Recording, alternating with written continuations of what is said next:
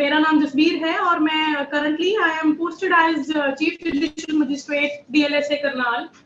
और आप में से कुछ लोगों के साथ मैं मिलती रही हूँ, कुछ शायद नए आज हम आपस में ज्वाइन कर रहे हैं।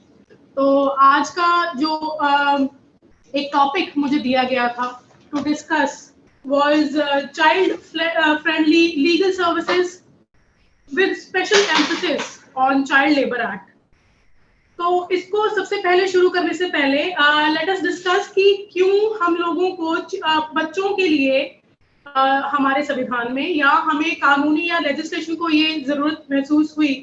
कि बच्चों के लिए स्पेशल चाइल्ड रिलेटेड या चाइल्ड फ्रेंडली हमें लेजिस्लेशन बनाने पड़ेंगे। तो इसमें एक कोटेशन है जो कि माननीय सुप्रीम कोर्ट ऑफ इंडिया ने एक केस डिसाइड हुआ 2013 में सलीम बाली वर्सेस यूनियन ऑफ इंडिया के नाम से। उसमें उन्होंने it was observed the honourable supreme court of India observed that it cannot be questioned that children are amongst the most vulnerable sections in any society. They represent almost 1/3 of the world's population, and unless they are provided with proper opportunities, the opportunity of making them grow into a responsible citizens of tomorrow will slip out of hands of the present generation. इसको बहुत simple words में अगर हम कहें तो supreme court ने ये कहने की कोशिश की कि ये हमारी रिस्पॉन्सिबिलिटी थी कि हम अपनी अपकमिंग जनरेशंस के लिए एक ऐसी सोसाइटी और एक ऐसे समाज को उनके हाथों में सौंपे जिसमें उनको प्रॉपर अपॉर्चुनिटीज मिली हो, जिनमें उनको सारे ही अवसर मिले, चाहे वो खेलने कूदने के अवसर हो, पढ़ाई का अवसर हो, right to live with dignity हो, उनके ह्यूमन राइट्स जो हम आप नॉर्मली बात करते हैं उनको प्रोटेक्ट किया जाए, बच्चों की मासूमियत को प्रोटेक्ट किया जाए, उनके इनोसेंस को कहीं चोट ना पहुंचे। तो ये इस पर्पसेस को ध्यान में रखते हुए हमारे संविधान ने भी बहुत सारी प्रोविजंस जो है बच्चों से रिलेटेड प्रोवाइड की हुई हैं। तो इससे रिलेटेड कुछ इंटरनेशनल कमिटमेंट्स ऑलरेडी हैं, यूनाइटेड नेशंस की तरफ से भी बच्चों से रिलेटेड कई सारी कन्वेंशंस हैं, कई सारी ऐसी उन्होंने जो है एक पॉलिसीज हैं जो कि हर एक देश को जो यूनाइटेड नेशंस के मेंबर हैं वो अपने बच्चों की प्रोटेक्टिव पॉलिसी बच्चों के लिए बनानी पड़ती है। तो ये कौन कौन से राइट्स हैं जो बच्चों को प्रोवाइड किए गए हैं कानून, लेजिस्लेशन और कॉन्स्टिट्यूशन के द्वारा। इनमें सबसे पहले आता है राइट टू सर्वाइवल। बच्चों को सर्वाइव करने का राइट प्रदान किया गया है, जो कि हम एज ह्यूमन हर एक इंसान को राइट टू सर्वाइव हमारा जो एक मौलिक अधिकार है वही राइट बच्चों का भी है, right to survival. Development right होता क्या है कि नॉर्मली जब हम किसी बात को लेके कुछ डिस्कस करने की कोशिश करते हैं तो शायद ये सोच के कि वो बच्चा उस चीज को समझ नहीं पाएगा, बच्चों को हम उस चीज में इन्वॉल्व नहीं कर पाते हैं। तो इसलिए ये राइट्स भी हमारे कॉन्स्टिट्यूशन ने इंश्योर किए कि डेवलपमेंटल राइट्स भी बच्चों को प्रदान किए जाएं। दूसरा है प्रोटेक्शनल राइट्स, उनकी हर तरह से प्रोटेक्शन करना। छोटे बच्चे हैं, बड़े बच्चे हैं, उनकी नीड्स अलग हो जाती हैं, तो उस हिसाब से उनकी नीड्स के हिसाब से बच्चों को प्रोटेक्शन प्रोवाइड करना। पार्टिसिपेशन राइट्स, ये एक राइट ऐसा है जो शायद हम में से कभी किसी को पता भी नहीं रहता कि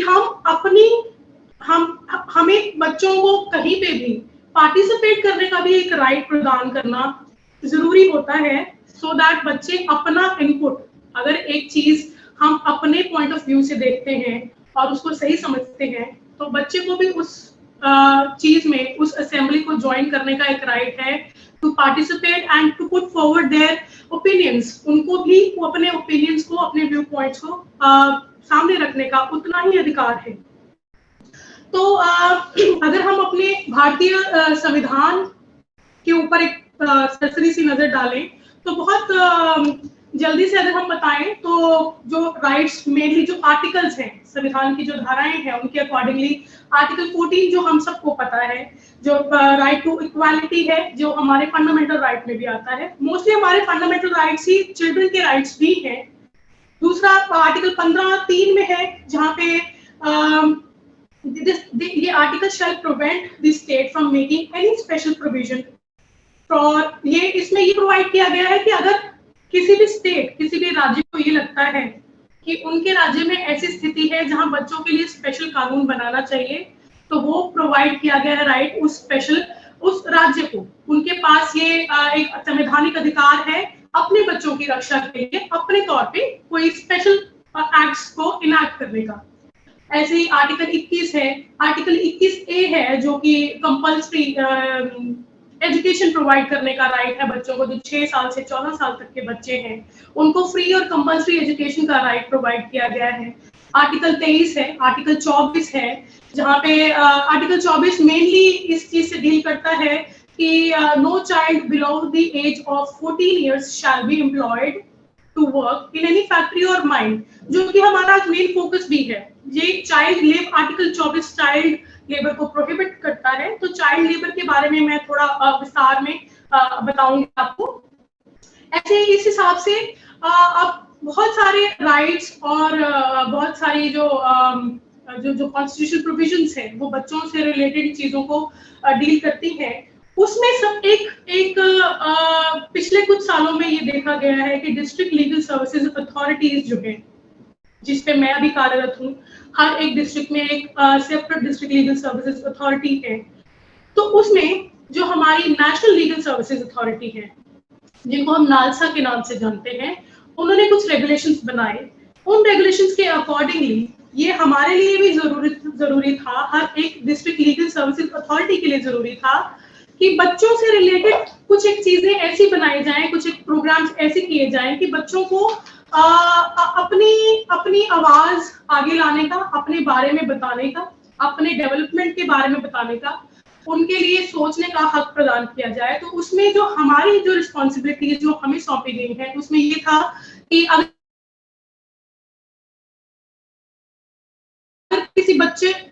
कोई बच्चा को प्यार की, जिसको लीगल तौर पे उसको उसके राइट्स को प्रोटेक्ट करने की जरूरत है, तो Khalsa Haryana legal services authority, NALSA national legal services authority, DLSA के थ्रू, डिस्ट्रिक्ट लीगल सर्विसेज के थ्रू हम उनको प्रोवाइड कराते हैं फ्री लीगल सर्विसेज। किसी बच्चे का कोई ऐसे अधिकारों का अगर हनन हो रहा है कि वो कोर्ट तक नहीं पहुंच पा रहा, उस बच्चे को पता नहीं है कहाँ जाना है, तो जैसे आप डीएलएसए में मैंने पहले भी कई बार बताया है कि हमारे पास ये प्रोविजन है कि हम फ्री लीगल सर्विसेज प्रोवाइड करते हैं, वैसे ही बच्चों के लिए ये लीगल सर्विसेज भी फ्री ऑफ कॉस्ट प्रोवाइड की जाती है। दूसरा, इसमें जुवेनाइल जस्टिस केयर सिस्टम जो है, अगर आप सब लोग, आई एम श्योर आपको इसके बारे में पता होगा, जुवेनाइल जस्टिस सिस्टम जो है, जो कि जैसे कि हमारे पास juvenile justice care and protection act भी है 2000 का, जो कि अमेंड हुआ 2015 में निर्भया केस के बाद। तो उसमें भी प्रोवाइड किया गया है कि जब बच्चे को हम लेके आते हैं जुवेनाइल जस्टिस बोर्ड के सामने, तो उस बच्चे का जो ट्रायल होता है, अगर उसके ऊपर कोई इल्जाम है कि उस बच्चे द्वारा कोई कार्य किया गया है जो कि कानूनी रूप से नहीं होना चाहिए, जो कि अगेंस्ट द वॉयलेशन, जो कि अगेंस्ट द लॉ है, कोई लॉ वॉयलेट किया गया है बच्चे के द्वारा, तो जब उसका बच्चे का ट्रायल चलता है, तो एक तो पहली बात उसको ट्रायल नहीं कहते, हम उसको इंक्वायरी कहते हैं। तो जब उस बच्चे की इंक्वायरी चलती है जुवेनाइल जस्टिस बोर्ड के आगे, तो ये एक बहुत मैंडेटरी प्रोविजन है कि वहां पे कोर्ट जैसा एटमॉस्फेयर नहीं हो। अगर आप नॉर्मल कभी कोर्ट में किसी ने विजिट किया हो आप में से, तो आपने देखा होगा कि वहाँ पे एक डायस है जहाँ पे प्रिजाइडिंग ऑफिसर बैठते हैं और नीचे चेयर्स लगी होती हैं, वहाँ पे सारे अपने केस वकील होते हैं, लिटिगेंट्स होते हैं, बहस करते हैं, अपने एविडेंसेस पेश करते हैं। तो ये जो प्रोविजन है, ये इसको जुवेनाइल जस्टिस बोर्ड में नहीं अपनाया जाता। उस टाइम जैसे अब हम बैठ के बात कर रहे हैं, वैसे ही बच्चों का ट्रायल किया जाता है। पर्पस था कि एक तो बच्चे को चाइल्ड फ्रेंडली एटमॉस्फेयर उसमें मिले, दूसरा बच्चा उस कोर्ट के अदालत के एटमॉस्फेयर को देख के डर ना जाए, ताकि वो अगर वो अपनी बात कोई कहना चाहता है तो उससे चूक ना जाए। तो इसलिए जुवेनाइल जस्टिस केयर सिस्टम में भी ध्यान दिया जाता है कि जो भी बच्चे, children who are in need of care and protection are taken care of properly. दूसरा, डीएलएसए को बहुत सारी रिस्पॉन्सिबिलिटीज भी इस रिगार्डिंग दी जाती हैं, जिसमें हमने बच्चों के इंटरेस्ट को प्रोटेक्ट करना है, उनके वेलफेयर को प्रोटेक्ट करना है। तो उसके लिए हम प्रोग्राम्स ऑर्गेनाइज करते रहते हैं in association with schools. in association with all the educational जो हमारा एजुकेशन डिपार्टमेंट है और वेरियस NGOs, हमारे जो पैरालीगल वॉलंटियर्स हैं, हमारे जो पैनल एडवोकेट्स हैं, उनको भी समय समय पर ये ऐसे प्रोग्राम्स उनके थ्रू भी ऑर्गेनाइज किए जाते हैं ताकि वो स्कूल्स में जाएं। मैं पर्सनली खुद काफी स्कूल्स अभी तक विजिट कर चुकी हूँ। इन द नियर फ्यूचर जब थोड़ा चीजें और नॉर्मलाइज होंगी तो बाकी रहते स्कूलों में भी I would like to visit, जहां हम जाके बच्चों से इंटरेक्ट भी करते हैं, उनकी प्रॉब्लम्स भी पूछते हैं, उनको लीगली क्या आवश्यकता है या नहीं है उसके बारे में भी उनसे बात की जाती है। तो ये DLSA का भी रोल ये है कि वो बच्चों के संपूर्ण डेवलपमेंट में एक तरह से मदद करें, सो दैट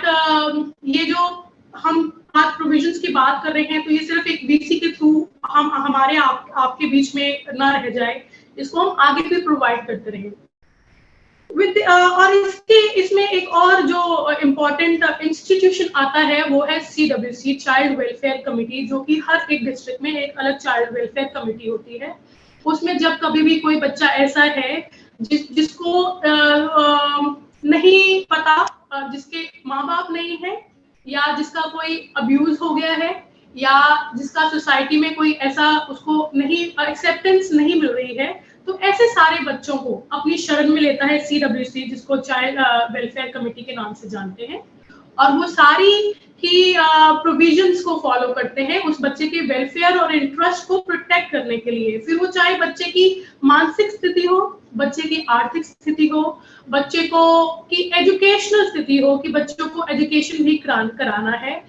उन बच्चों को दोबारा से रिहैबिलिटेट करना विद देयर फैमिलीज। कई बच्चे ऐसे आ जाते हैं जिनके पास फैमिली जो अपनी फैमिली से अलग हो गए हैं फॉर सम रीजन। कई बच्चे, छोटे बच्चे भाग के आ जाते हैं पेरेंट्स से लड़के, और वो दोबारा फिर उनको नहीं पता होता कैसे वापस जाना। तो इन सब सिचुएशंस में भी CWC है जो बहुत ज्यादा इंस्ट्रूमेंटल रोल प्ले करती है।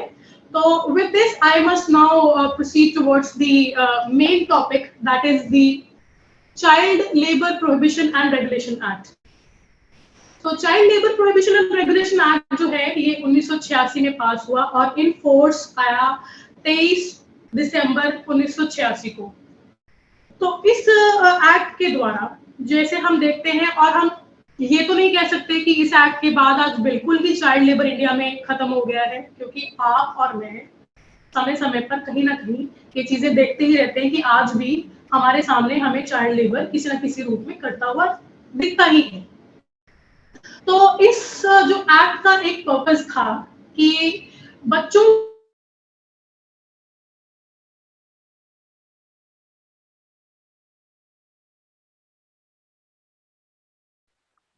मैम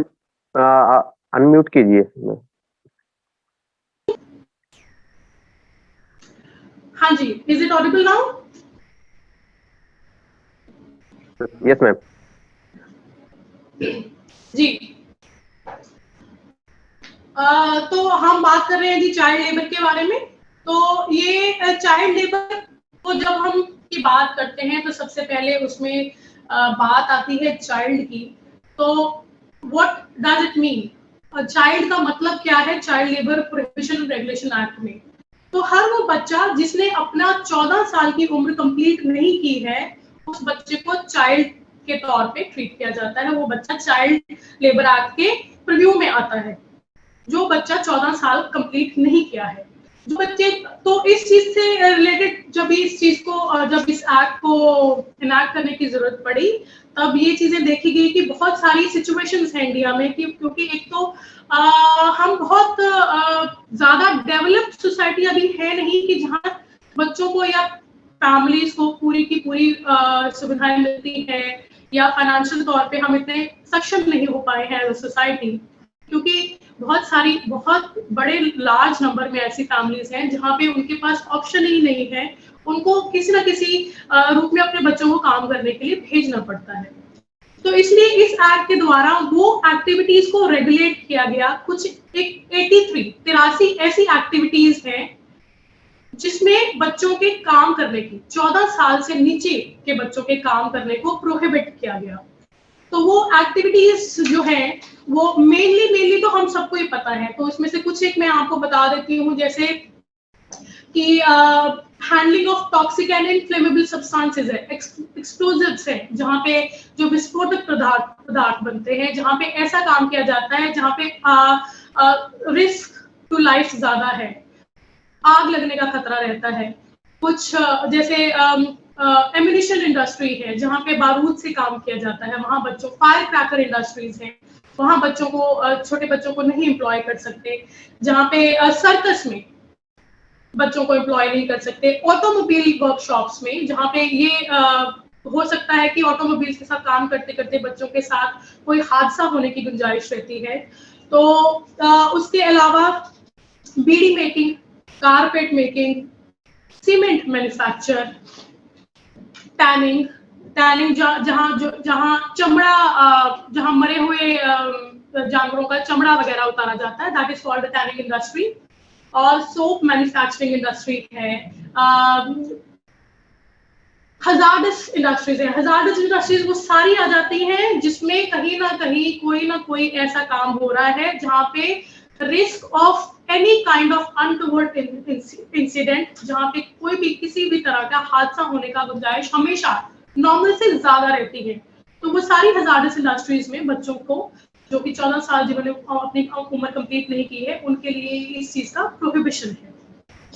तो इसको अगर हम देखा तो ये सेक्शन 3 है, जो कि child labour prohibition and regulation act का सेक्शन 3 है, जो कि प्रोहिबिट करता है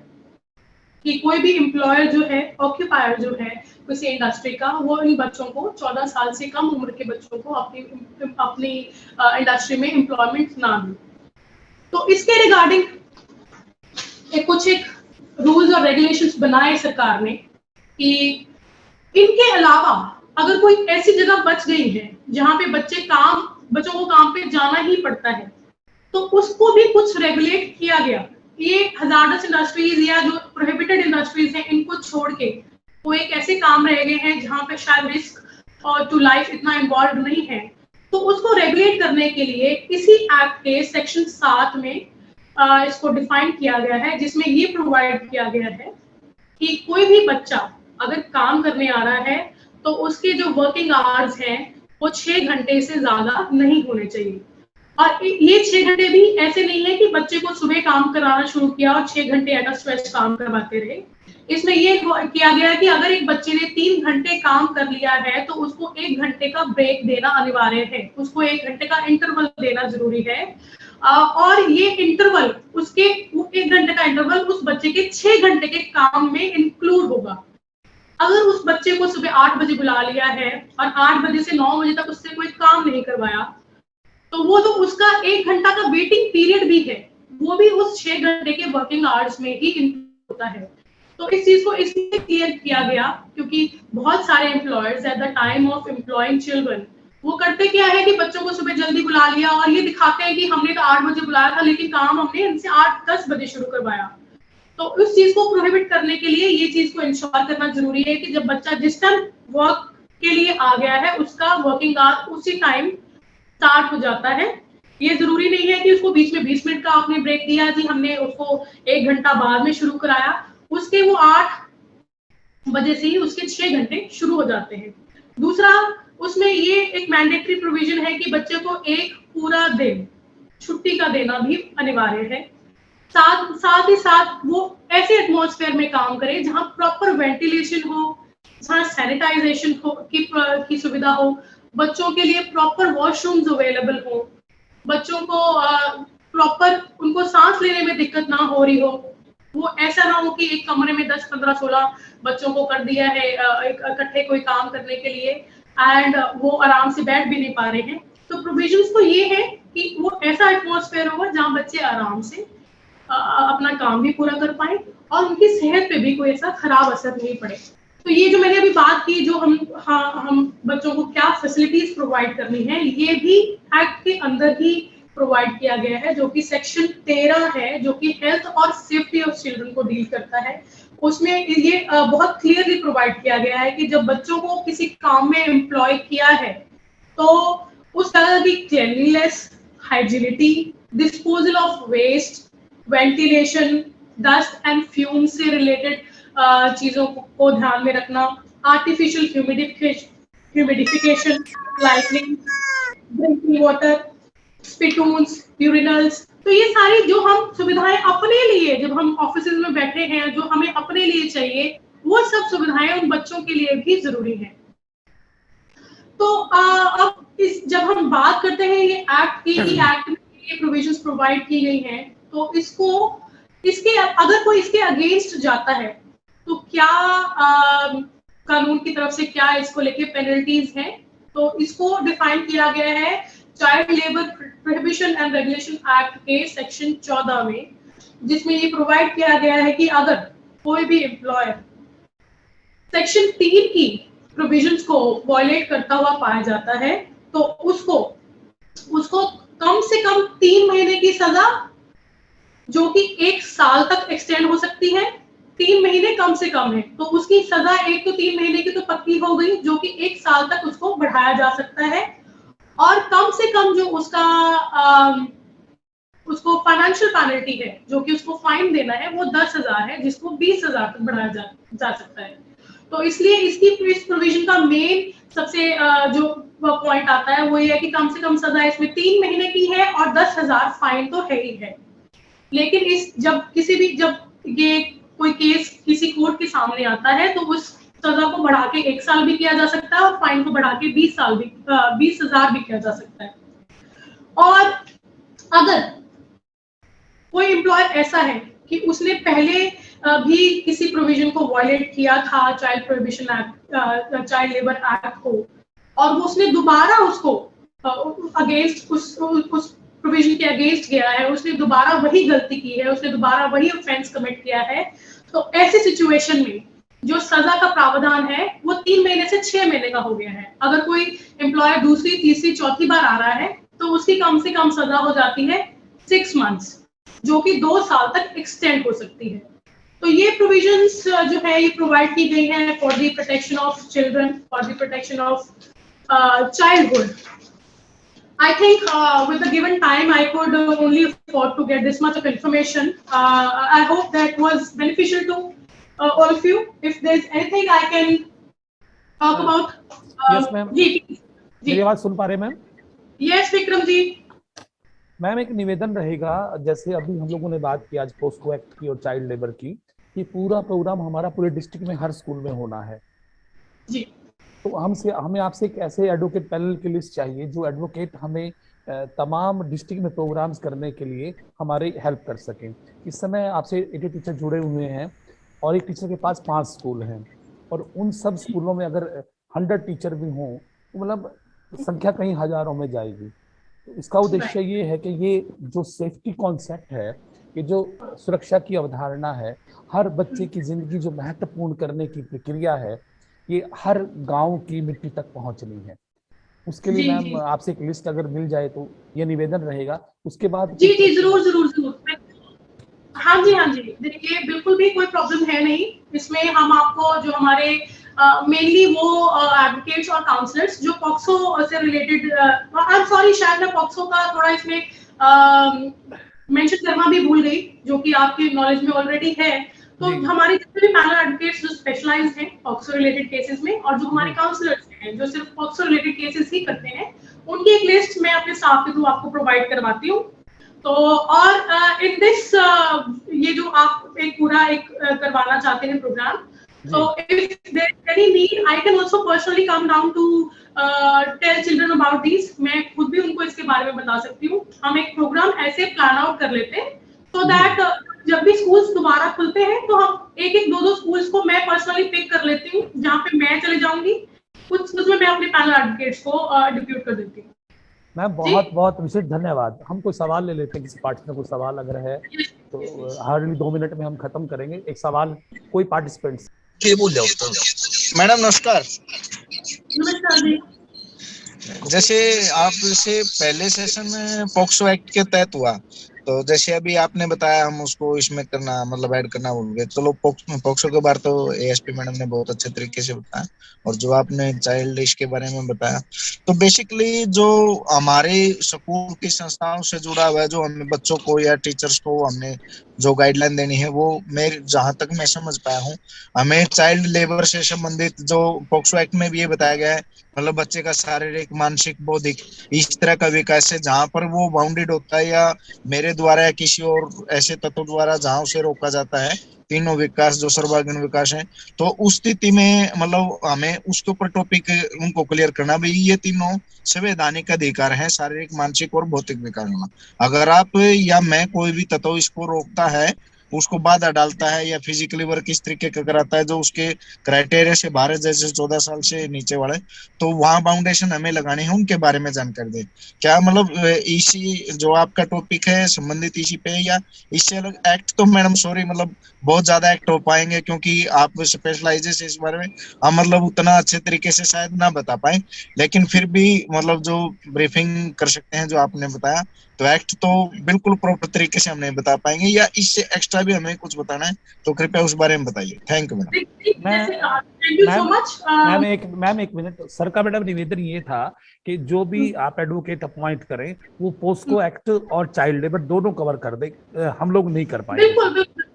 जी जी जी जी बिल्कुल आई अंडरस्टैंड दिस क्योंकि मैंने भी आज बहुत ब्रीफ रखा है इसको क्योंकि अगर हम इसको बहुत इलाबोरेट टाइम में करेंगे डिस्कस तो may be it would require 2.5 hours अगर हम बहुत लंबा इसको करना कोशिश करें ना तो जैसे उन्होंने पूछा अभी तो ये बात तो सही है कि हमने आज जो मैंने जितना रिलेटेड रखा है तो वो 14 साल से नीचे की उम्र के बच्चों के लिए और पॉक्सो तो ऑब्वियसली 18 साल तक के बच्चों के लिए है 18 साल की उम्र से नीचे तक के बच्चों के लिए है तो बच्चे सिर्फ हम बच्चों को अभी तो हमने चाइल्ड लेबर एक्ट के अंतर्गत हम उनको 14 साल तक के लेके चल रहे हैं लेकिन बच्चा जब हम बात करते हैं जब हम एक चिल्ड्रन की बात करते हैं तो हम उसको माइनर काउंट करते हैं जब तक कि वो अडल्ट नहीं हो गया जब तक वो एक व्यस्त नहीं हो गया है उसने 18 साल की उम्र उसकी नहीं हो गई है तो इसलिए बच्चों का जब हम डेवलपमेंट की बात करते हैं तो स्कूल टीचर्स जितने भी आज हमको सुन रहे हैं तो उनको सिर्फ उन बच्चों के ऊपर ध्यान नहीं देना जो 14 साल या उससे कम उम्र की है उनको हर वो बच्चा जो अभी बच्चा है जिसको हम चाहते हैं हमें पता है कि वो कानूनी रूप से अभी तक भी बच्चा है माइनर है जो कि वोटिंग का अधिकार जिसको अभी तक नहीं मिला है तो हर उस बच्चे के चाइल्ड के राइट्स और उसके इंटरेस्ट और उसके वेलफेयर को प्रोटेक्ट करने का काम सबने ही करना है हमने भी आपने भी और जहां तक ये बात है पॉक्सो और उससे रिलेटेड मैं कोशिश ये करूंगी कि मैं उनको प्रोवाइड कराऊं प्रॉपर बुकलेट्स जिसमें सारा का सारी प्रोविजंस कानूनी प्रोविजंस प्रोवाइड की गई हो सो दैट आपके भी वो क्वेश्चंस ना रहे और वो बच्चों तक भी प्रॉपर पहुंच पाए जी कोई और पार्टिसिपेंट्स थैंक यू मैम कोई और पार्टिसिपेंट्स मैम आपका बहुत बहुत धन्यवाद और मुझे बहुत अच्छा लगता है क्योंकि आप एक बेहतर इंसान हैं और तमाम समस्याएं जो हमें आएंगी हम आपसे ही सहायता लेंगे